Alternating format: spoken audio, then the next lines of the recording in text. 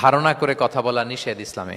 ওয়া ইন্না যান্না লা ইউগনি মিনাল হাক্কি শাইআ, আল্লাহ বলেন ধারণা কখনো সত্যের বিকল্প হতে পারে না। আপনাকে সত্যটা জেনে বলতে হবে। আমরা এরকম সমাজে অনেক করি, অনেক আপনি পাবেন। ধরেন যে আপনাকে আপনার এক বন্ধু দেখলো, রিক্সা দিয়ে যাচ্ছেন, আপনার পাশে এক নারী বসা, তো সে অনেক কিছু খারাপ ধারণা করতে পারে।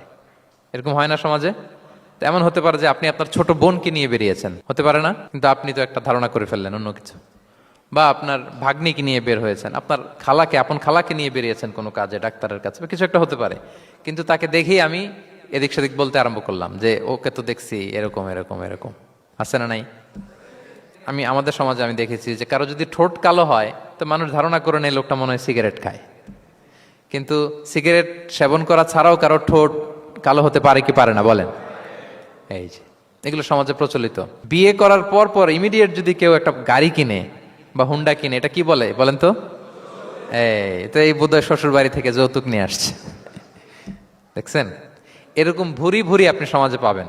আন্দাজে ধারণার উপরে আমরা অনেক কথা বলে ফেলি, কিন্তু নিশ্চিত না হয়ে আপনি কোনো কমেন্টসে যেতে পারবেন না, এটা একেবারে নিষেধ।